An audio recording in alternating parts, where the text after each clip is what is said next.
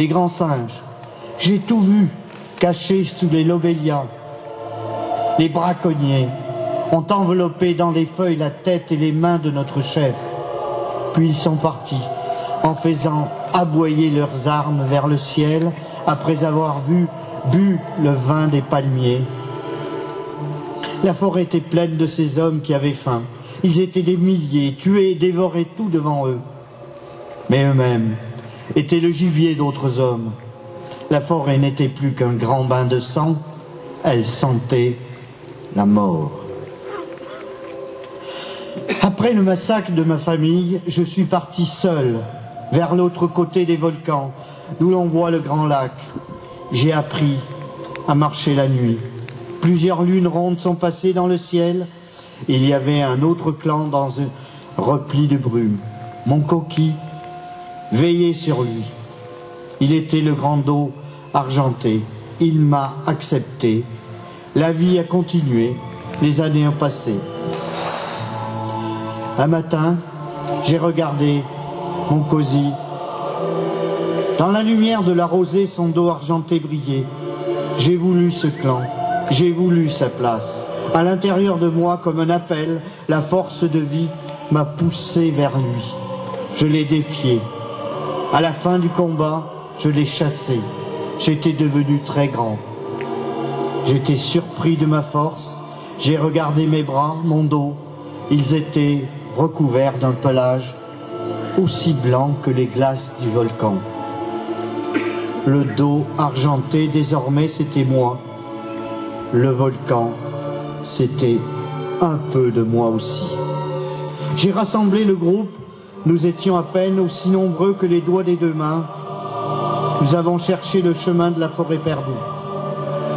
Celle qui domine le pays des gorilles au-delà de la crête. Une forêt oubliée des hommes. Celle dont parlaient les grands ancêtres depuis toujours. Le chemin était quelque part enfoui dans ma mémoire. Il fallait le retrouver. C'était le chemin de la dernière chance. 3 d'entre nous sont morts en route, pris par les pièges de la faim, où la terre s'ouvrait sous les pieds. Enfin, nous avons retrouvé la forêt, derrière les hauts rideaux de bambou, et nous avons refait un clan, sans bruit, loin des hommes. Nous étions comme sur une île au milieu de brume, dans la dernière couronne de forêt, avant les monts de lave. Nous sommes devenus des ombres, et personne ne viendrait chercher des ombres. Nous avons appris à devenir aussi invisibles qu'un python sur les feuilles mortes. Autour de nous, je n'entendais plus l'écho des autres clans.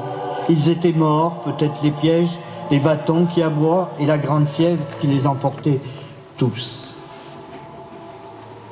J'ai eu 3 compagnes et un fils. J'ai porté le clan sur mes épaules. J'étais celui qui ouvre le chemin, celui qui pouvait guider dans la terre des laves de la forêt. Le temps de l'insouciance était loin, mais nous retrouvions parfois le goût du miel sauvage. Il n'y avait pas de bruit, ni d'hommes autour de nous. Cette fois-ci, nous étions à l'abri. Nous l'avons cru, longtemps. Un jour, le ciel a tonné, c'était un fracas énorme. J'ai cru que le volcan s'était réveillé. Nous sommes sortis de nos nids, moi le premier. Ce que j'ai vu, comment l'oublier? Aujourd'hui encore, c'est la dernière image que j'emporte. Elle me rendra peut-être la mort plus facile. La lumière était encore bleue la nuit. Mais tout en bas, la forêt n'était déjà plus une forêt. Il y avait la trace rouge d'un énorme coup de griffe sur sa peau verte. C'était la piste. Elle s'ouvrait à la vitesse d'un feu qui avance. Les arbres géants tombaient, l'un après l'autre, comme ces bambous que je pouvais faucher d'une main. Il y avait un son semblable à celui de centaines d'essaims de frelons en colère. Ils s'arrêtaient dès qu'un arbre tombait, puis reprenaient encore plus fort. Rien ne pouvait calmer la faim de ces frelons. De là-haut, je voyais pour la première fois